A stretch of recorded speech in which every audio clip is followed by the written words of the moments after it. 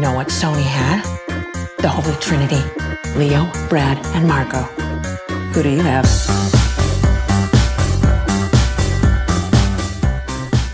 Hello and welcome to Boy Party, a podcast that tackles cinema's most legendary team-ups films where two major stars share the screen and battle it out for screen time, top billing, the fatter paycheck, and the most acclaim. My name is Lucien and and I am joined by the guy who murdered his wife. He ended up here with me, but he does our taxes, so we like him. It's Shane Kelly. I didn't murder my wife. The Lord fucked me. The Lord fucked you. Is that what he says? Is it the Lord or the lawyer? The lawyer. Is it? I think the line in this movie is that, oh, my lawyer was a fucking useless. Right. That's how these guys... Because until I watched it this time, I always thought the phrase was, the Lord fucked me. No, I don't think the Lord is fucking anyone. No, people like the Lord in Shawshank. Yeah, I get the sense that, like, these guys cheekily are like, look, I know I did the crime. No, my lawyer was bad. Yeah, it's a way of just kind of brushing the indiscretion. Oh, it is. under Like, the carpet. prison is probably a much more pleasant place to be if everyone there is innocent. Yes. Yeah, There's exactly. no criminals. Yeah. And there's no one to be We're scared just a of. bunch of nice guys who don't deserve to be here. Yeah, of course. Hello, and welcome to the podcast. This is the greatest film of all time, The Shawshank Redemption. It is the greatest film of all time. I'd say the 52nd best film we've done on this podcast, maybe something like that. That's top half.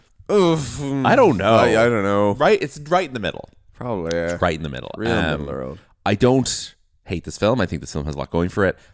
Dare I say this might be the most overrated film of all time. I think it's not, and I know I'm turning into the fucking guy in the newsroom who's like, write an article, most overrated movies, and Dev Patel shows up and is like, this is not journalism, this is negativity, you disappoint me. Yeah. But in that movie, they're like, The Godfather and Avatar. But I'm like, I think The Shawshank Redemption, quality relative to cultural standing, it's in the mix. But what do people latch onto so much in this? So it's a straight male emotional catharsis thing. I think this is a film that obviously taps into something where men who do not know how to express their feelings are able to cry at it without a sense of being silly or shame, and they love rewatching it, and it has become a emotional totem pole for like a certain type of man who doesn't really engage with like sad films.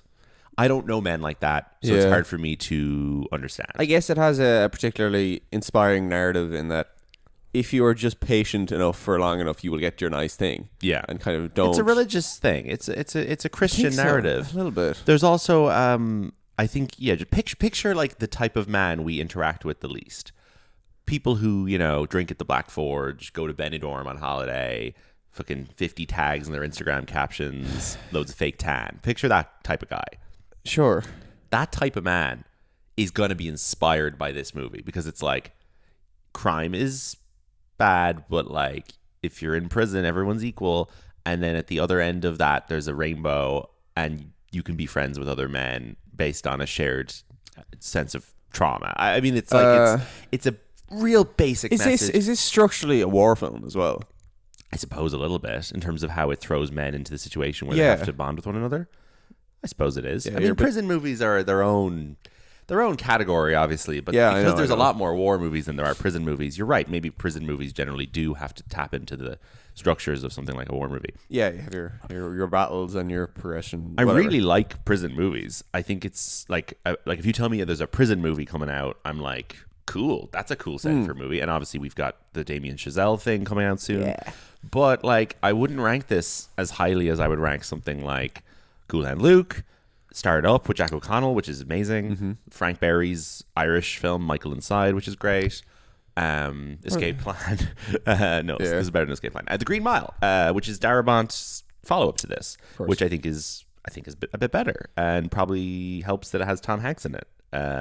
Who, with respect to the guys in this, Tim Robbins is no Tom Hanks. So I think there's like prison movies actually have a really high ceiling for me, but this is like right down the middle. Yeah. Sorry, I think the other way to view this is it's a bit of a fantasy of what if a smart guy went to prison? And I think people like to imagine themselves in that position where, like, I'd be smarter than everyone else, actually, so I'd be fine. yeah, I'd figure it out because I have a bit of intelligence. It's like, exactly. So it probably appeals to the calm middle class person who has no history of violence at all. Like, this is what would happen. Yeah, I went to prison. if I murdered, if I murdered my wife, it'd be okay because I'd be able to talk my way out of it. Yeah. They'd all love me in there, and eventually I'd be able to break out because I'd be so clever. Yeah. And like the Tim Robbins character in this movie, I mean, he's kind of the worst guy we meet in there, other than the guys who are like assaulting people and going around, with knives. What do you mean the worst guy? He's committed a really heinous crime. He hasn't done it. He hasn't done it? No. Well, that's a twist at the end. Okay, fine. I was looking at it through the lens of believing he had done it. Of course he hasn't done it. He's a white, nice, middle-class man who works in finance. But we do think he's done it, don't we, at the start? I find this a little bit confusing. Yeah, no, I can't get sucked into the thinking he did this, considering this is such an omnipresent film and you kind of know all the beats. I know. Just generally. I'm just thinking, like, in the context of the prison, he has, as far as they're aware, killed his wife. They have no reason to believe him that he's innocent. So, like, he's like this white asshole, rich guy, college-educated man who had loads of money, had everything going for him, had loads of opportunity. Yeah. Did a stupid thing. His wife was cheating on him. He shot her. Yeah, I would argue that, like, all of the other guys, like the Freeman character and all the other black convicts he's in there with, are probably have done much less egregious things. A lot of armed robbery and that kind of thing. Yeah, like stuff where I'm like, fine, whatever. They should probably be like ostracizing him. He's the worst fucking annoying prick in there. Like, but again, and I think this feeds into the male glorification of this, of that shooting your wife and her lover when they're cheating on you is fine. I think a little bit, yeah. And I think what you pointed out, I think that is an honorable crime. Yes, we get to the average man in the 90s. We get to the end of this movie, and it has this big sentimental ending. And you pointed out correctly, there's no thought given to the wife. This guy's wife died. Yeah. And no one cares. He doesn't care. He's not thinking about his wife at all. I mean, it is 20 years later. Like, I know you kind of would have... 20 years later? He's in there for 20 years. Oh, Jesus. They didn't do a lot of effort on the makeup in this. I thought this was set over, like, maybe 8 or 9 years. Jesus. No, it's 20. That's crazy. I think you're right. Okay, so he gets in... The skincare is surprisingly good in there. Yeah, he gets in 47. And he's out in 67, I think, or 68. Yeah, something like that. 68. That's crazy. God, he looks the exact same at the start and at the end. Yeah, I mean, I know it's 20 years ago, but like the guy doesn't talk about his wife in prison at all. Again, this film has this real like male approach of like, once your wife cheats on you, she may as well be dead. So who cares? And it's like, I don't know. I think it's be sad his wife got killed and he got blamed for the murder. He only seems to care about himself and his own innocence, not the fact that his wife is dead and that they've gotten it wrong. Anyway, this is such a whatever. male... You can't cover every angle of emotion in these Any sort of women things, with speaking parts in this movie? Is there someone on the parole board? I don't think so. No, because it's set in the 1950s. There'd be no women on the parole board. Is there one? Is there any woman with... Bank teller? No. No. There's the girl in the supermarket. Yeah. Girl working at the till supermarket. She might not have dialogue, though. What's his name again? It's not Woodhouse. The guy who dies. Yeah. Brooks. Andy's wife is played by an actress. I'd say, as far as I can recall, all she says in this is like, don't shoot me. Claire Slemmer portrays teller at the Maine National Bank. You're correct. Yeah. There you go. So there's 3 women in this movie. Yay. And a couple of posters, obviously, who are characters of themselves. So it's based on a novella called Rita Hayworth and the Shawshank Redemption. And I was always under the impression that this was because the poster that he uses to cover up his giant escape hole is a poster of Rita Hayworth. But then when you actually get to it in the film, it's a poster of what's her face? Planet of the Apes. It's Rita Hayworth at the beginning. Rita Hayworth is who they're watching. They go through 3. Oh, they go through different posters. Yeah, because he goes up to Morgan Freeman and he's like, "Can you get me Rita?" You're right. They have her at the start. Yeah, they wrote. It's kind of, that is to signify the passing of time. Yeah. That's what they use as their. And you're right. There's a good scene where they're watching. There's a scene where they're watching Gilda or whatever in the cinema room, and they're all yelping and catcalling. It's just like us with the Verity trailer. But they're like, nothing has happened. They're like, look at her eyes. Yeah. She's just like swishing her hair around. Like, it's great. It's the most like innocent film being turned into voyeurism ever. Yeah. Yes, it's ultimately a poster of Raquel Welch because it's the 60s now. Yeah. Which is really funny. So yeah, everyone knows the plot of this movie.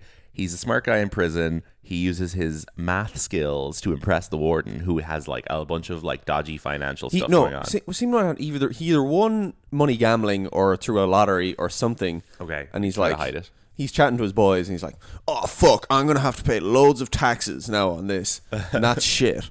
And he's like, and he pops over, and he's like, "Actually, if you give it to your wife, it comes as a gift, and that's tax free." Yeah. And he's like, I know people doing this shit now. Aren't we all? So he uses this as leverage to like befriend the warden. The warden is played by a guy called Bob Gunton, and I have added Bob Gunton to my list of people I don't know if they are alive or dead. Sorry, the man with the issue is the main prison guard. Yes. Yeah, not Bob Gunton. Bob Gunton Right. learns of his skills and recruits. Yeah, him but as well. Bob Gunton has his own dodgy stuff as well. Oh, 100%. Yeah. But the initial reveal Yes. is to the prison guard who is Yes, I played agree. by... Yeah. And there's also, he's helping people like do their kids' college financial plans and stuff. Like some of it is more innocent. Some of it is that he's just like helping people figure out how to like send their kids to college. Yeah. The prison guards. Yeah. Because the prison guard goes to visit him in solitary and is like, "My kid got all A's today." And Tim Robbins is like, "I don't give a fuck. Fuck off." Yeah. So he does a bunch of that, and he befriends Red, played by Morgan Freeman, who he goes, "They call me Red because I'm Irish." And he was a contraband smuggler before he got in. Yeah. And he gets a rock hammer and a big poster. So this is basically the Chekhov's rock hammer. Yes. And it turns out he's been spending this entire time making a hole behind his poster. Mm-hmm. Kind of a ex machina, a bit of a like lazy jump into a conclusion thing where it's like he was planning his escape the entire time and nobody ever thought to look behind his poster. Why would you look behind the poster? I feel like that's a twist that works in a short story more than it works in a 2.5 hour film. It just feels like I can't remember if it's you're going from 0 to 100 there. fine, but you also have to. I can't remember if this is considered a plot hole in this. We didn't watch Cinema Sins. No. But is his cell on the end of the row? Exactly. What would that wall lead Like to? he doesn't just go. Sorry. into Also, the- how far does he have to crawl into that hole by the 15th year to be digging? Like at the start, he's just far. rocking. He's hitting away at his wall, right? Yeah. But then he starts to get into the wall, Yeah. and then he has to start getting in behind the poster, crawling in on his hands. From and what I knees. can gauge, probably 2 or 3 meters. All right. Just feels like he'd get caught doing that. That they would walk by and see that he's not there because he's in behind his poster in his little wall hole. I don't think they were doing night inspections. I don't know. He learned the beats of this anyway. He figured it out. If only they had CCTV.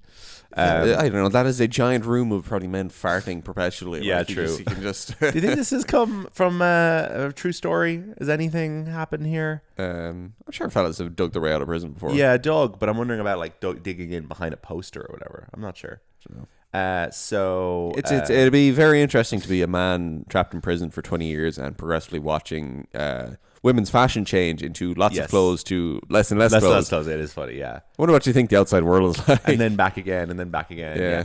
Yeah. Frank Darabont bought the rights to this story off of Stephen King for $5,000.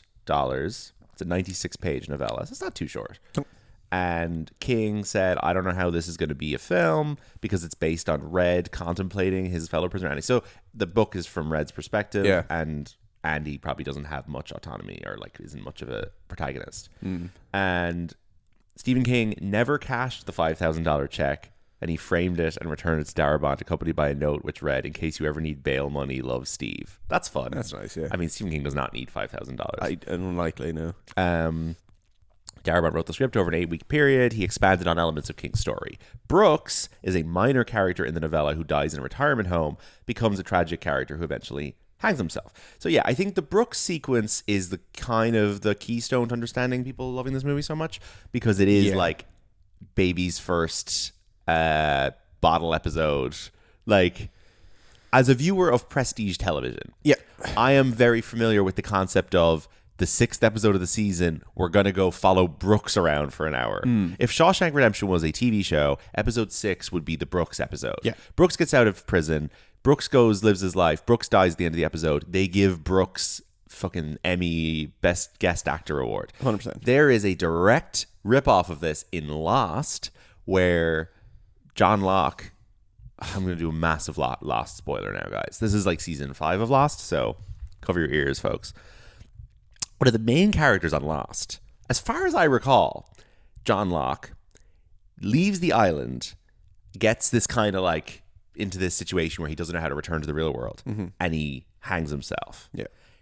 And it's in like the second last season of the show, and he is like one of the main characters. And what happens is he comes back possessed by the purple smoke monster. I think I'm right. I haven't seen Lost in 15 years.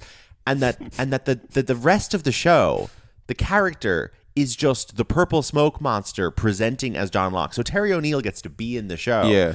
But John Locke has hung himself. And you're just kind of like, oh, I miss John Locke. But I guess I'm looking at him, but it's not the actual character. Yeah. And that's what happens until the end of the show. And then obviously John Locke. Do they refer to it as the purple smoke monster in the show? That's what he's known as. I'm trying to remember what I think he's called the purple smoke monster in the show. That's not you shorthand. Purple smoke monster is like what he's known as. Yeah. Anyway, I'm just thinking about that now. I think that's a direct thing pulled from Shawshank. But yeah. It's a very TV bottle episode thing. There's like a 7-minute sequence where Brooks is like, "Dear Red, I'm finally out and I'm living in the real world. I don't like it so much here. Everything moves too fast for an old man like me." And it is the most emotionally manipulative, depressing, but effective element of the film. It's like a Christmas ad for On Post. Yeah, it is. Brooks lost his teddy bear. Yeah, it's such an unbelievable bummer. And it just ends with him dying and the guys back at the prison being like, well, shit, maybe I don't want to get out of here. But then I guess what it does... I don't think they don't know. Do they learn he dies? He kind of says he's going to...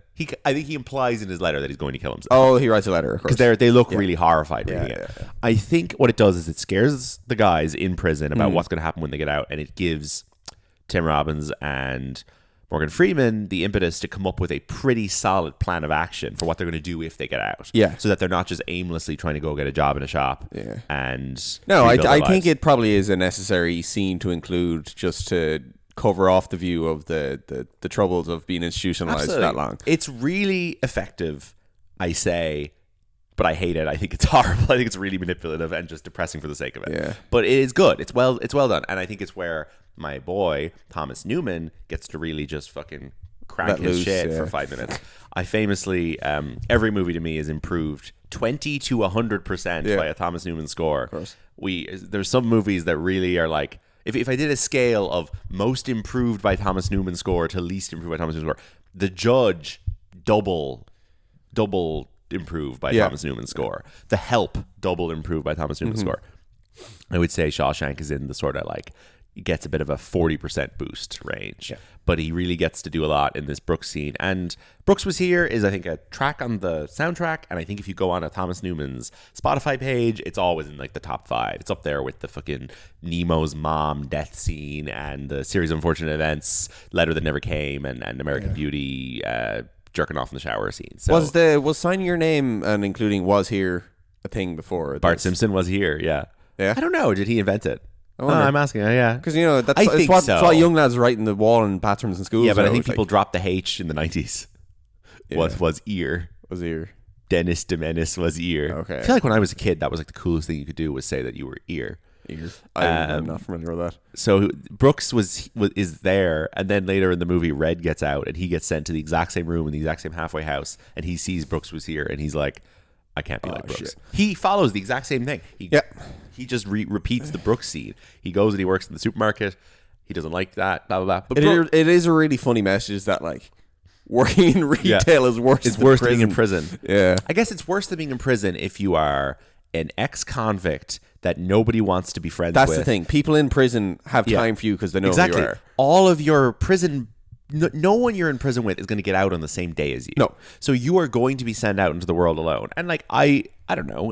If I picture people in the real world I know of who have gone to prison, they've had family and friends waiting for them. For some reason, I guess because of the length of the sentences in this movie. Brooks was in prison for over 50 years. Brooks was in prison for so long that there was absolutely nobody in his life left when he got out. And sure, the people he knew when he was younger, they wouldn't recognize him. They wouldn't care to hang out with him. They'd be like, you're that random guy who killed someone 50 years ago or robbed a bank or whatever. So yeah, there's a real issue here of like returning to your life. But Red, who is a far more proactive character and less of an old fucking sad sack than Brooks, is like, well, I know where Andy might be, so I'm going to rent a car and go find him. Yeah. And they end up on the boat together. How they're going to survive without any money, I don't know. They have loads of money. They have loads of money? Yeah. Oh, because because Andy has fucking... Andy's been screwed the siphoning money off the I forgot warden about for that. years Yeah, and years. so Andy has loads of money. So Red didn't, but Andy has loads of money. Yeah. Okay, great. So that's nice. They're going to have a nice life together. Two pals. The other plot twist in this is about 2/3 of the way through. A new young man is brought to the prison. Yes. And he reveals just kind of by accident that he shared a cell with the man who Actually essentially killed the wife. admitted to Yeah. the crime that Andy was convicted for. So they have like this... Yeah, they have a person who is providing this evidence. Yeah. But then they have to like actually get the fucking parole committee to hear it or whatever. But the risk here is if Andy gets out, he's going to reveal all the dodgy money business. So the warden has an incentive for this story not to get out. So the warden ends up just getting this new guy shot in the head. he brings him out to the yard in the middle of the night and was like, do you promise me you will swear under oath that this is true? And he was like, yeah. And then he just gets fucking shot. This guy's Tommy Williams is the character. Yeah. Jill Bellows, Canadian actor. Also in here you've got James Whitmore plays Brooks. He's very good. He's a 2-time Oscar nominee. Oh yeah. He was Oscar nominated. Hear this, in 1949. Wow. Who? Brooks. He was Oscar nominated in 1949. That's nuts. For a movie called Battleground with Van Johnson. And then he was Oscar nominated again in 1975 for Give 'Em Hell, Harry, which he is the lead of, and he plays Harry Truman. Oh, no way. James Whitmore is Harry Truman. That's very good. So he was a legendary actor. He's kind of like a legendary actor, I guess, who just exists in like slightly sub boy party world where like I don't really know who he is. Yeah, but yeah. An Oscar nominee. That's fun casting. I guess it's like if you made this today, who would you cast as Brooks? Who's like 10 years ago I would have said Ernest Borgnine. I'm trying to think who's like an Oscar nominee from like Lou Gossett Jr. Maybe. He died though, right? He died like a year or two ago. It would have been Lou Gossett Jr. Back to my point. Bob Gunton, don't know if he's alive or dead. Shane knows, he won't tell me. I don't want him to tell me. I have a short list of celebrities where I'm like, are they dead? Shirley Bassey's on that list. David Jason, John Humphreys, former host of Masterminds, mostly English celebrities, and Bob Gunton. Yeah. And Don't tell us. I think he's probably alive, but I really don't know. Then Clancy Brown, Mr. Krabs himself, plays one of the prison guards.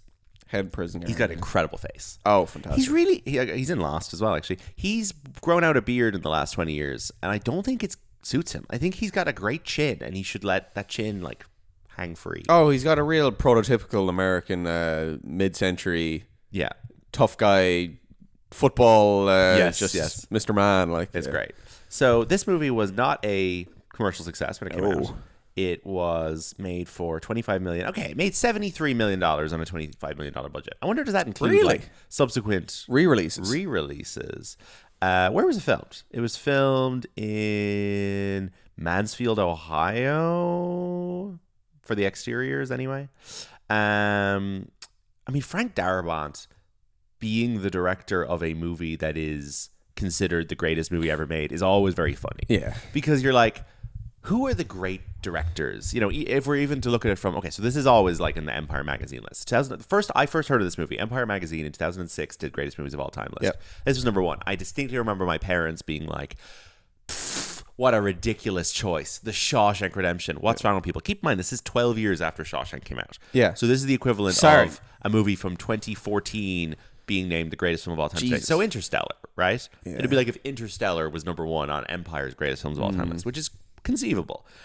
But if that happened, you'd be like, well, Christopher Nolan is still like the GOAT for these types of people. It's a good, like, you're like more of a symbol rather than the specific film. You're like Christopher Nolan, Scorsese, Coppola, Spielberg. These are like the heavyweights of movies. And which of theirs is your favorite? Yeah, it's which kind of theirs is your of favorite? subjective. Whereas like, Empire Magazine will be like, so our number one greatest movie of all time was directed by Frank Darabont, and our number two greatest movie of all time was directed by Irvin Kershner. Now, Empire Magazine has multiple times named a film directed by Irvin Kershner the greatest film of all time. And I'm looking at you, and you can't tell me what that film is, and that is incredibly interesting. Irvin Kershner. I think. What year are we talking here? This film is from 1980. 1980. Yeah, this has been named Empire Magazine's greatest film of all time at least once or twice. Can I get some more hints on what this is? Well, the clue is in the title. the greatest film. No, the clue, Empire magazine. Oh. This movie is Star Wars The Empire Strikes Back. Okay, fine. Which is a fucking sequel that isn't even as good as the original. Yeah. Now, maybe if I had a magazine called Redemption, maybe we'd name the Shawshank Redemption the greatest movie of all time. But anyway, nevertheless, it's ridiculous to me that Frank Darabont and Irvin Kershner movies get put at the top of this list. I have nothing against Frank Darabont, but like Frank Darabont does not necessarily exist as an auteur outside of these two King movies he did. So he did this, he did Green Mile 5 years later, and he did a Jim Carrey, like, I don't know, what's The Majestic even about? I don't even know. Never heard of that. Yeah. And now he is like fully TV guy. He well, worth saying, he of course wrote Nightmare on Elm Street 3 and The Fly 2. This is only like the Fly is in the Cronenberg. The Fly 2, yes, exactly. The Fly is in jeez. Cronenberg. He got a Best Adapted Screenplay nomination for Shawshank. He then wrote Kenneth Branagh's Frankenstein movie with De Niro. He made The Green Mile. He directed The Majestic with Jim Carrey, and he directed The Mist in 2007. That's it. Five movies. Yep. And now he's a big TV guy. I mean, apparently he did uncredited script work on Collateral, Saving Private Ryan, Indiana Jones and the Kingdom of Crystal Skull. No, to be fair to this film, it what it has going for it is it's super tight. Yeah, it's super it absolutely. moves very It moves well very for something that's in one spot. It's a good work of adaptation. I mean, Yes, I I actually agree. have no problem with him being nominated for that Oscar. I think that turning a short story, or like, I know it's 90 pages, but like turning a novella into a 2.5 hour film that feels substantial and moves well is an incredible skill. If you compare that to, say, Small Things Like These, which is 40 pages or something, being turned into an absolute fucking snooze of a screenplay by Enda Walsh, like, there's just no comparison. He has pivoted to television in the last couple of years. Are you aware that he was the primary creative directing voice behind The Walking Dead? No. He directed the first episode of The Walking Dead, and he set the template for it. He got into legal troubles with the other producers later on. Yeah. I think they kind of like cut him off of his slice of the money or whatever, but he was involved. And he directed some episodes of Stranger Things this past year. Yeah, look, I can see Bizarre. why he would be picked to do something that is incredibly popular. Yeah. But why is he not doing, like, is it just that he has money and he doesn't want to? Why is he not making like a fucking franchise movie now? Like, obviously The Majestic flopped and he wasn't allowed to do any more blank checks. Fine. Yeah, fine, whatever. But it's weird that he doesn't, like, if he's gonna do Stranger Things, surely he'd rather do. Is he not pretty high up on the list for just book adaptations? Yeah, exactly. Like John Crowley doing The Goldfinch, you think he'd be in the mix Yeah, for that? Or like, I'm interested if he's willing to do Stranger Things. Would he not be willing to make Indiana Jones 5 or like some sort of Lego sequel where they can't get the original guy back? We've got our Prophet Song director lined up. Yeah. Like get us. He should be next on the list after Ridley Scott to do big book adaptations with scale. Has he done any actiony? I guess not, right? He's period never done, thing. Yeah, these are all intimate movies. He's never done anything with like a big, VFX a horse, like yeah, with a horse. I don't know. Maybe there's multiple a horse. horses. Maybe there's a horse in the mist. I don't know. So anyway, Tim Robbins is very much like not a movie star anymore, but that's okay. That's allowed. But again, if you're the lead of the greatest film of all time, I think that kind of makes you a movie star forever. Yeah. Nowadays he's just sort of like, he's just vibing. Like he gets to be like fourth billed in a lot of stuff. He's out here being left wing, being divorced from Susan Sarandon. I really like him.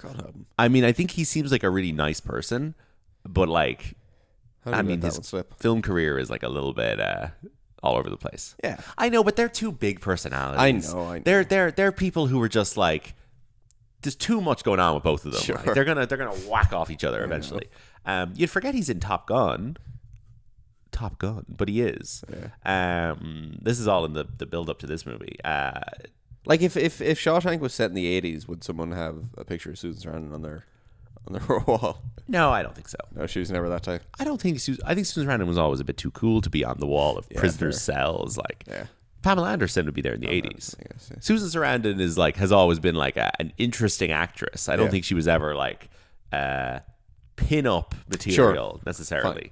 Even though everyone is obviously very thirsty for her now. There's a film he's in that I haven't seen, which is quite iconic, and I think is used a lot as the title is a phrase, which is Jacob's Ladder.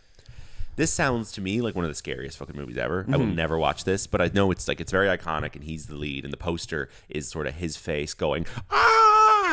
And in the plot is, after returning home from the Vietnam War, veteran Jacob struggles to maintain his sanity, plagued by hallucinations and flashbacks. Singer rapidly falls apart as the world and people around him morph and twist into disturbing images. His girlfriend and ex-wife try to help, but to little avail. Even his chiropractor friend fails to reach him as he descends into madness. This sounds so terrifying to me. I've heard people on a number of occasions reference, like, that's a bit of a Jacob's Ladder situation. Okay. So it's definitely iconic, but I haven't seen it. And when they refer to it as that, do they mean just really scary? No. I think they mean, like, they're talking about whatever kind of hallucinatory experience occurs in the film. He appears in Jungle Fever, the Spike Lee movie, as the sleazy boss. And then in 1992, he is Griffin Mill in Robert Altman's The Player. And I will remind you that Griffin Mill is the name of Bryan Cranston's character on The Studio. And maybe they're the same guy, maybe they're not. Oh, I didn't know that. The Studio is directly pulling from The Player. The Player is Tim Robbins as a studio executive, and I feel like all the directors and actors in it are kind of playing themselves. It's very much the template for that show, and it's really fun. I really enjoyed it, and it's a really fun movie about, like, trying to navigate the cynicism of the film industry, trying to get some interesting stuff made. There's a bit of Hail Caesar to it, and you know what? Thomas Newman did it. It's a great score for it, so recommend. He then directs and stars in a political satire in 1982 called Bob Roberts, which I really enjoy, where he plays this absolutely ridiculous character. He's a conservative Senate candidate, I believe, whose whole thing is that he, like, sings folksy songs and plays the guitar. And he's like, "Hello, I'm Bob Roberts, and I'm here to say hello." It's framed as a mockumentary, like it has documentary aesthetics, but it's really, really fun. The songs are really funny, and obviously it's, like, a little bit outdated now because it's, like, you know, truth is stranger than fiction. But Alan Rickman is in it as his, like, campaign manager, and Ray Wise and Giancarlo Esposito are in it, and I thought it was great fun. I watched it before the last presidential election, and I had fun with it. And then 1994, he stars, best performance of his career without a doubt, in the Coen Brothers' Hudsucker Proxy, which I adore. And he is so good in this as the inventor of the hula hoop.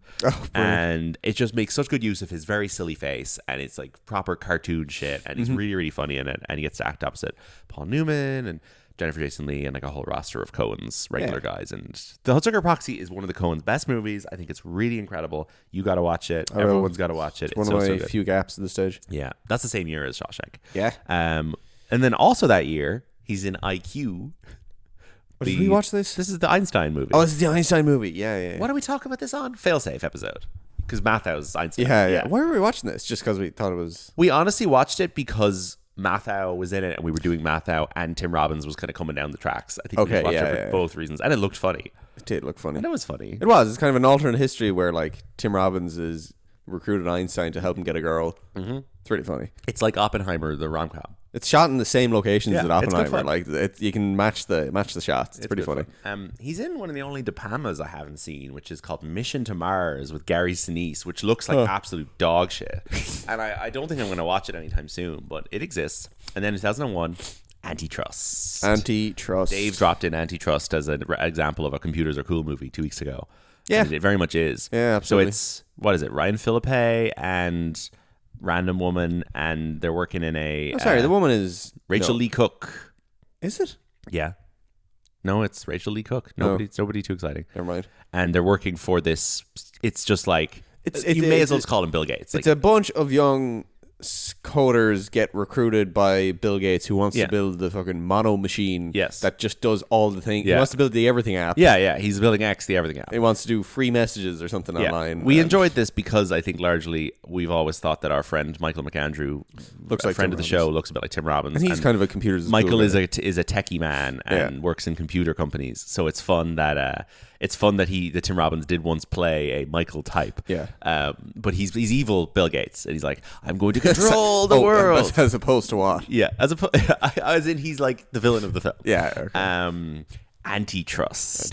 Does he do anything fun in this? I think it's like a pretty okay performance. He does I referred to him as sufficiently hammy in my review. Yeah, he seems to flip. He's Mr. Nice, Mr. Visionary for a while, and then in private he'll flip and like throw shit. Yeah.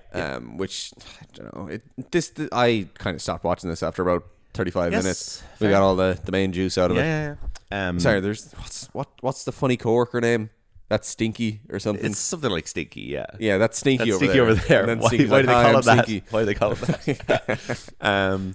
Funny thing is that obviously neither of these actors in Shawshank win Oscars for this film. I don't think Robbins is nominated at Does all. this film get any other nominations? Yeah, They got sorry, screenplays. Sorry, I'll Yeah. do that quickly. Awards. So this film actually does quite well at the Oscars.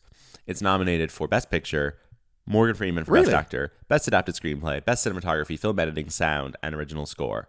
I got distracted there when I was talking about the box office and whether it would have been a hit or not, but it did okay at the Oscars. It really I did. thought this was a real like snubbed across the board. That's why it has Yeah. such a reputation. No, it was snubbed in that it lost, but Oh, it, sorry, but it loses Best Picture to a funny quartet of films: Four Weddings and a Funeral, Best Picture nominee. Yeah. Forrest Gump wins. Yeah. Pulp Fiction and Quiz Show, which is the pretty good Robert Fairly Redford movie. iconic lineup there. It is. Quiz Show is probably the odd one out there, but like, I think people in hindsight are like, well, Pulp Fiction was snubbed because Yeah. Pulp Fiction is the most influential film in the last 40 years. But like Shawshank Redemption and Pulp Fiction and Forrest Gump are 3 of the 10 default movies. Yeah. Like that is That's them, like. That is that is them. Best director, he doesn't get nominated though because for some reason they nominate Zemeckis, Tarantino, Sure. Redford, and then instead of nominating who directed Four Weddings, Mike Newell. Yeah, instead of nominating Mike Newell, they nominate Woody Allen for Bullets Over Broadway, and instead of nominating Darabont, they nominate Krzysztof Kieslowski for Three Colors Red, which is hilarious. Do you know Freeman- that film? What? Do you know Oh, Three- it's Three Colors trilogy. Yeah, yeah. Oh, yeah. It's very iconic. Three colors: white, blue, and red. But it's funny they nominate him for like the third one. Tom Hanks wins his second Best Actor in a row, which is so stupid. He should have won for Philadelphia 100%, and then he should have lost this one. Now, Paul Newman's nominated, Travolta's nominated for Pulp Fiction, Nigel Hawthorne, and Freeman. So Travolta got a lead nomination. He got a lead nomination, and Jackson got a supporting nomination, and Thurman got a supporting actress nomination. Yeah, okay. I would have, like, I don't think John Travolta deserved to win Best Lead Actor for Pulp Fiction.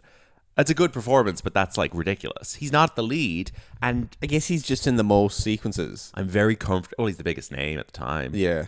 I'm very comfortable with John Travolta not having an Oscar. I don't think he's a good actor, so Sure. I think that's fine. He's been rewarded enough. Yeah, in if they wanted to just- give him one now, like, fine, it would be kind of funny to watch him get one. But like, if it was between him and Richard Gere from that era, like, Yeah. I would be on. I Gere's probably doesn't side. have the juice or interest to try and. I don't think so pump at an all. Oscar for him. No. So, But yeah, Morgan Freeman loses to Tom Hanks anyway. So 10 years later, on consecutive years, Tim Robbins wins Best Supporting Actor in 2003, Yeah. and Morgan Freeman wins Best Supporting Actor in 2004. Yeah. And it feels as though those are just like, well, enough time has passed. We've got to admit, The Shawshank Redemption, one hell of a picture. Here, have an Oscar each. So Tim wins for Mystic River, which is this Clint Eastwood movie where Sean Penn's daughter gets murdered, and he screams so much that he, according to my TikTok feed, needed an oxygen tank after filming the scene.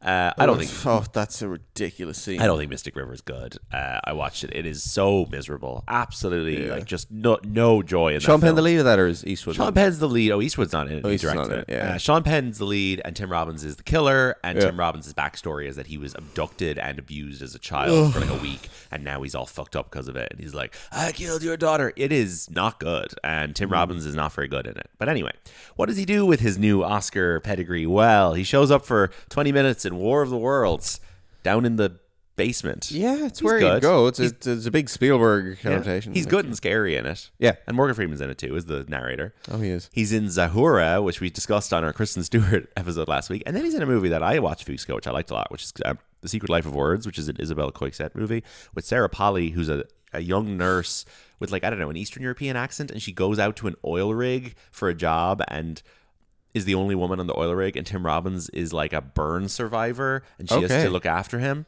And I was Is trying he to figure- visibly? well, he's got like Burned, burns like- on his face. He doesn't look that crazy. Okay. I think he's lost his sight for a while or something.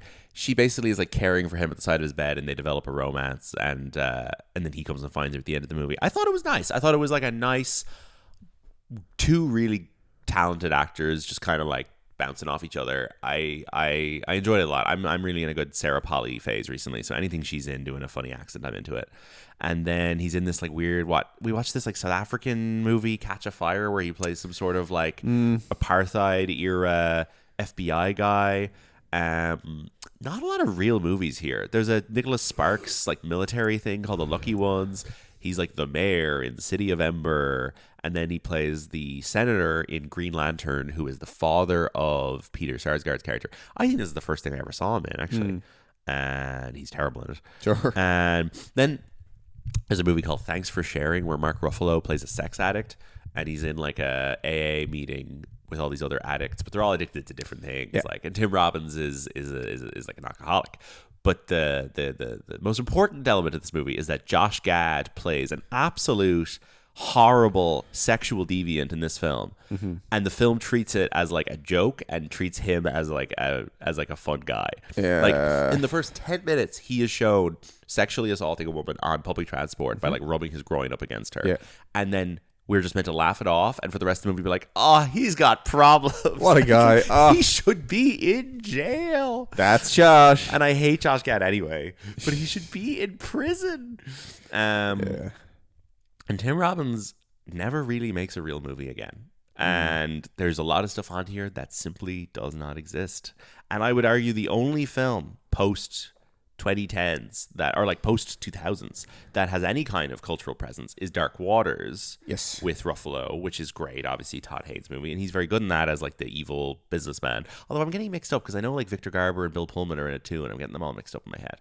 But he is good in that. But like, he just doesn't make films anymore. And what he did do was he went to TV and he did 2 HBO shows in the space of a few years, both of which I watched. The first one was a kind of Dr. Strangelove failsafe type thing called The Brink with him and Jack Black. And he was the president. Oh God! Yeah. Sorry. Yes, I know this one. Nuclear When was this? war Was this thing. This was 2015. It's that recent. It was on the same time as True Detective season 2. Yeah, it was. We watched the first episode. It was completely flat. Like absolutely nothing. I think we watched about 30 seconds of Maybe that. 30 seconds. But it's him and he's in the Situation Room and whatever. And then he did the show in 2018, which I enjoyed, which was an Alan Ball show called Here and Now, where him and Holly Hunter played the parents of a mixed culture adoptive family with kids from all over. Like, they have like 4 kids. One of them is a biological child. Yeah. One of them is from Asia. One of them is black. One of them is somewhere else. And it's about like what a mixed family would be like. And he plays, it's a very interesting late stage Obama era kind of new woke America thing. Yeah. I think it's interesting as a cultural relic, and he plays a philosophy professor who pulls out a gun in class and gets suspended, and he's having fun on it. That's kind of the last new thing I saw Tim Robbins in. So his career seems to be completely flatlining, and I don't know what's going to happen there. I don't know if he's going to get pulled out of retirement and fucking given an amazing role. It doesn't seem like it. I don't know. They might rock him out at the Oscars as one of the 5 to present one. Like, have they done that? Yeah, they did do that. They did did. that. He definitely did that in 2009, I think. Oh, okay. I can't remember who he presented to, but he definitely did. But he's a man who will probably be alive for 20 years. So He will. He's an Oscar nominee, he's an Oscar winner. Yeah. He obviously is well-known face. He's the star of the Shawshank Redemption. I think he's simply too left-wing for his own good in terms of getting work. Like, if you're going to be as outspokenly left-wing as him, you've got to have Mark Ruffalo's level of talent and personality. Yeah. And Javier Bardem to He keep also up. doesn't necessarily strike me as the James Spader type who simply cannot stop working exactly. because he needs to maintain his lifestyle. Exactly. I think he's probably happy enough not making loads and loads of money. He probably got enough money for doing the Green Lantern and the Brink that he's happy waiting around for Todd Haynes to write him a script. Sure. He pops up on SNL and stuff. This anniversary episode. Oh, playing. Does he play presidents or something on that? I don't think he does, but he's in that world. I don't know. Maybe there's something I'm forgetting about here. I just know he's like an environmentalist. He's a cool guy. Anyway, Tim Robbins. For probably the 3rd time, we are going to half our Morgan Freeman's career. I'm not spending more than 3 minutes. This is the 3rd time we're doing. Well, we've never really committed to talking about him before. He's been the 3rd guy twice. We skimmed him in $1 Million Baby, and we skimmed him in Las Vegas. Yeah. And we're going to skim him again now because he's made too many movies. But I'll tell you, we'll talk about the films in which he is the lead because that's a slightly smaller faction. Obviously, everyone knows Morgan Freeman from the supporting roles he delivers in The Dark Knight. Like the other niche of Morgan Freeman to speak about is just him as the narrator of the film. Yes, his voice as a narrator has become such a cliche now. He is essentially doing the same thing in $1 Million Baby. Yeah. And then he does it again in March of the Penguins. Yep. And then it becomes like completely cultural osmosis that like Morgan Freeman's voice is the definitive voice you would want as a narrator. And I believe there is now some sort of AI bullshit app. Is he in one of the Bruce? Yeah, he's God in Bruce Almighty. He's God in both of the Almighty movies. Almighties. Yeah. Like he became Chuck Norris level. Yes, of, he did. Of meme kind of. Yeah. And he became the sort of closest thing to like the physical presence of God in movies that you could have. He's good. Like, he's a good actor. I have no strong feelings about Morgan Freeman. I did tell you, like, if he dies, my reaction is probably going to be muted relative to everybody else, relative to all the other old actors who die around us. You know, like, when Morgan Freeman dies, I don't think I'm going to be like, no, Morgan Freeman, I loved your work. He's just sort of there, and he's good. But again, he has reached to everyone in that he's got everyone who thinks this is the greatest film of all time. Everyone who thinks The Dark Knight is the greatest film of all time. All the kids who liked the Almighty films. Yes. Everyone who's interested in penguin lifestyles and all of the fucking Invictus heads. Yeah. You got everybody in there. Yeah, all the history buffs who like Mandela. Like, yeah. And then like old dying people who love the bucket list. Yeah. He really got them all. He got them all. But his lead roles are kind of like, there's a couple of big ones, but like Seven, he is the lead, I think. He narrates that as well. He does. Seven is you need a quirky young white guy beside him to. Seven is brilliant, and he's really good in Seven. I think that's his best performance. Invictus is fine. He plays fucking Mandela. Like, what are you going to do there? Of course, Morgan Freeman was going to play. We Mandela. did watch Invictus with the intention of doing an episode on it once, and we kind of and then our guest bailed and didn't want to do it. So we're now never going to do it. We've done enough scheduling conflict. We've done enough Matt Damon movies to not be doing Invictus. Although I will say, we have one degree of removal from the son of the real guy. Oh, we do. So in a world where we could get him to be the guest, the real guy or the son, we might do Invictus. I put on Driving Miss Daisy the other day, intending to watch it for this episode. Okay. And it was so bad, I turned it off. I thought it was going to be like Green Book or The Help or one of these like white savior movies that I kind of like. It's a bit lighthearted, kind of. It was just like it was like incoherent. It was just not interesting at all. It's like Dan Aykroyd arguing with his mother about her finances. It was so boring. I might finish it someday. I'll probably try and watch every Best Picture winner in my lifetime. But interesting that he did that like 5 years before this.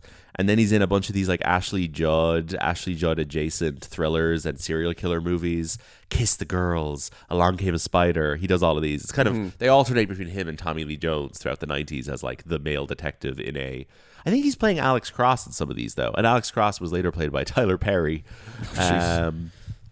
And then, this is kind of his lead roles is kind of it. Like he's kind of the lead of Amistad, the Spielberg slavery movie. And then he's just kind of a perpetual second and third guy. Has he ever gotten into TV or is he? He's in that show Lioness with Zoe Saldana. Yes, I watched this. Oh yeah, I watched one other movie in preparation for this, and it was a Brad Silberling film called 10 Items or Less. And it is a film where Morgan Freeman plays himself, more or less. They never say you're Morgan Freeman, but he's like, I'm a famous actor, and they never name him. And he goes to do research for a role where he's playing a supermarket worker by hanging out in a supermarket all day with Paz Vega, and that is the whole movie. And it is so boring. And it is just him walking around the supermarket ridiculous. Like, and what do you do with the labels on the shelf? And she's like, oh, my husband is leaving me. It's dreadful. Really, really, really bad. He just gets funny. He's just slotted into stuff. I'm looking at this poster for Oblivion where it's like Cruise and then like Morgan Freeman to the left. It's exactly how Lawrence Fishburne was placed on the poster for the Amateur. Sure. Why do you need to put Morgan Freeman on the poster of Oblivion? Tom Cruise is enough to sell that movie. This was Tom Cruise at his lowest. I think so. They really felt they needed Morgan Freeman to bring a few more. Tom Cruise came to Ireland to promote this. I know, that's how desperate he was. I just feel like Morgan Freeman isn't a value add on a movie like that. I think he might be. You think people see a poster for a Tom Cruise movie and they go, Tom Cruise, Scientologist, don't really like, gives me the creeps. Morgan Freeman, this'll be good. Mr. Face of Christianity, like it neutralizes Scientology. Morgan Freeman is the Facebook of actors, like he is 100%. We also must mention there are accusations of him doing bad things, which everybody decided to just move on from very quickly. I'd put him in the same category as Dustin Hoffman, where people were just like, I think he's too old to do anything about it now. But work dried up for Dustin Hoffman. What are you going to do? Make him retire? Yeah, work dried up for Dustin Hoffman. I don't think work dried up for Morgan Freeman. No. I think he's still popping up. But yeah, he's not a nice guy. I don't think he's a nice guy. When he shows up in Now You See Me, Now You Don't, though, it's very funny. They go into like a house of traps. And He's in Now You See Me, isn't he? He's in all of them. Yeah, but they get to the final thing, and it's like. Thank you for coming. And Morgan Freeman steps out of the shadows in like this enormous hat. And you're just like, whoa! And I realized in that moment that I hadn't actually seen him in a cinema in about 7 years. Yeah. That he had kind of, the work had started to slow down a bit. And I was like, yeah, it's nice to see him. So there you go. Letterboxd top 4 game. Hell yeah. First time ever that 2 actors we've covered on this show have named this in the Letterboxd top 4. Amy Adams and Zach Galifianakis. However, I don't want to do either of their top 4s. No? I would like to do John Cena's top 4. So John Cena has Shawshank Redemption in his top 4 films on Letterboxd. This is a real fucking John. That's an interesting one. This is a bit of a John Cena top 4. Like it's Like he is someone who likes to try and take himself somewhat seriously. To an I would extent. say this is the list of someone who likes to take themselves somewhat seriously. Yeah. Relative to where the these starting are point is. 4 movies in the IMDb top 10 most popular films. Are of they all all? time. Yeah. So more or less. So Shawshank is number 1. Number 2. The Godfather. No. Number 2 is a beloved science fiction 90s science fiction movie with a bunch of sequels that I really don't care for. Terminator. No, later, bit sexier, like Sexier. very science iconic. Cool sunglasses. I'm not a fan. fiction. Matrix. The Matrix. The Matrix. Number 3, it's a war movie for boys. It's just another version of Shawshank. Saving Private Ryan. Saving Private Ryan. Yeah. Saving Private Ryan and Shawshank are kind of 2 sides of the I think same so, coin. yeah. And then 4th, it's the most famous movie ever. The Godfather. No, the most famous movie ever. Titanic? Little what? No, but the more famous. Just little children with backpacks the world over. What is the most famous thing in culture? The most famous thing in culture. What is like the dominant intellectual property? Harry Potter. No, more. No. What is the most dominant? The Bible. No, less than the Bible. Star Wars. Oh, sorry. I you threw me off with kids and backpacks there. I was Sorry. Star kids and backpacks. That's kids with fucking Grogu. Oh, yes. He is coming, Grogu. Sure. Coming But soon. I thought I was trying Grogu's to coming to the house right now. You better fucking put some shit away before he starts knocking things over. No, fuck Grogu. I don't want him here. Okay. I'm leaving. I'm going for a walk when he comes. You'll have to take him for a walk. He needs to be walked like a No, dog. you're minding him. Yeah, right. Grant. This joke has run its course. Why were we doing that joke? I don't know. I don't know. It'll boost the SEO if I put Grogu in the episode. Yeah, we'll description. do a video clip of This Grogu week. there. Lucien and Shane discuss Grogu. Can we paste Grogu onto the empty armchair over there? 180 streams guaranteed. Okay, give me that box office now. Yeah. For the weekend. I think 94. 94, September 23rd. This came out in September. Wow. That's a September movie. It's autumnal, I don't know. despite it being year-round. September was like a dumpy. Do they do Christmas in this? Do they do Christmas? Yeah. No, I don't think. I think these guys have no idea what day of the week it is.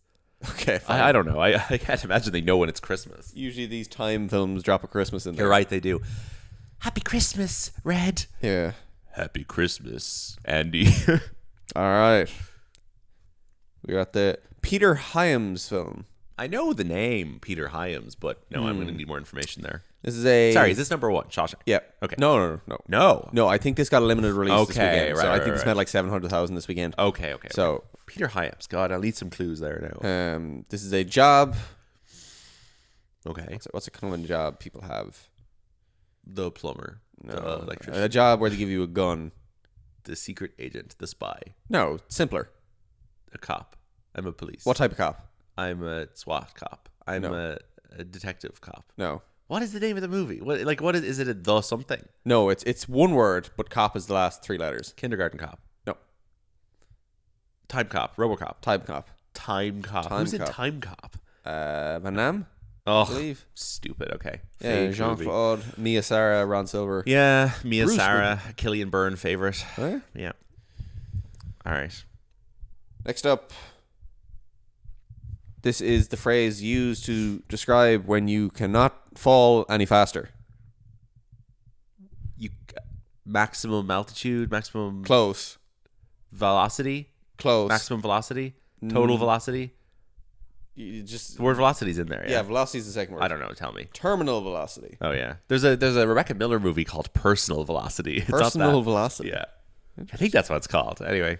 All right, Darren Safarian. Nah, fake movie. Okay, keep going. Charlie Sheen. Oh, Christ. Yeah. The 90s were rough. Next up, our BP of the winner, the year. Not our boy party, but our best picture. Yeah. Forrest. Yep. Number 4 is also nominated for best picture this year. Pulp Fiction. Nope. Quiz Show. Yep. Cool. Pretty good. John Turturro and Ray Fiennes. Yeah. All right. Next up would be coming up a bit easier if Letterboxd search was a bit more forgiving. But this is a film we have probably mentioned on one of our episodes, maybe. I don't know. Philip Noyce. I've been thinking about him recently. I don't know what it is, though. Truth Needs a Soldier. I don't know. The poster is the lead actor wrapped in an American flag. He's in black and white, but the flag is in Is color. he Harrison Ford? He is Patriot Harrison Ford. Games. Nope. Clear and present danger. Correct. Yeah. Jack Ryan. That is a cool poster. I actually like that poster. I guess, yeah. One more. One more. And then I'll rattle off the last. Ooh, we got a bald man on the poster. Is it Bruce? No, this kind of looks like the Almost Famous poster a little bit. So it's just a guy with sunglasses close up. I have absolutely... it's not The People versus Larry Flint? Nope. I have absolutely no idea what this could be. Robert Downey Jr.'s third build. I have absolutely no idea what this Tommy Lee Jones' fourth build. No idea. This is a film by Oliver Stone. So it's Natural Born Killers. Yes. Sorry, I actually I guessed Woody Harrelson. I guessed People versus Larry. I knew it was Woody Harrelson, but it's a different Woody Harrelson. Oh yes. It's Natural Born Killers. Yeah. That's funny. Okay. And rounding out the rest of the top 10, 7 we had The Mask, then Milk Money, True Lies, and Karna. Yeah. So The Mask was out. So this was the big Jim Carrey year, where he did Dumb and Dumber, Ace Ventura, and The Mask, and we will be returning to this year next week. Yeah. When we do Dumb and Dumber. A couple of other films on the list here: Speed, Shawshank, Schindler's List, Jurassic Park. All the S's. There you go. There you go. Thanks so much for tuning in, everybody, to our Shawshank Redemption episode. We hope we didn't shit all over your favorite movie. If you are a man in your 60s, you I probably... assume Morgan Freeman was top billed on this. No, I don't think so. No. But like they put him in for the Oscar, so who cares? Who cares? You're right though. This is a case where I'm like, we should talk about the billing on a podcast where we nominally are interested in billing. I think Robbins is first billed. I'd say it was fairly fucking interchangeable at the time who was first and who was second. Trying to think where the status was at the time. I would honestly say that race probably did play into it a little bit. I don't know how much leverage Morgan Freeman ever had to be put like first. if they having a night away from Devil Wears Prada 2, if they did Shawshank Redemption 2, who you calling top billed? Think Morgan Freeman would be top billed? No, I think that the standard for Lego sequels is generally that repeat the original. They repeat the original top two. Yeah. I've seen very few cases where that's not the case. The Avatar movies, interesting example. Zoe Saldana becomes a much bigger star than Sam Worthington. So what they do is instead of putting her first, they do split bottom left, top right for the two of them now on the Avatar movies, which is interesting. But if you look at the billing on the poster where it's actually in like an order, Worthington still comes first. Okay. Which is interesting. I guess Jake is still kind of the main character in those films. But he is, yeah. Like, he's the narrator, so. Oh, the third one, he wasn't the narrator, though. The kid was. Anyway, doesn't matter. Shawshank Redemption, Dumb and Dumber 2 next week. Some things you can check out right now. You can listen to our Devil Wears Prada 2 bonus episode that came out on Saturday, which is good fun. Because we liked it. We liked it. So if you like Devil Wears Prada, we talk very well about it. Devil Wears Prada 2 is a better film than Shawshank Redemption. It is. You can listen to the most recent episode of my spin-off podcast, City Sickos, where myself and Hannah Friedel talk about the movie Blue Jasmine and the movie Veronica Guerin as a San Francisco and Dublin movie starring Kate Blanchett. And we'll be back next week. So thank you so much for tuning in. Bye-bye. Goodbye.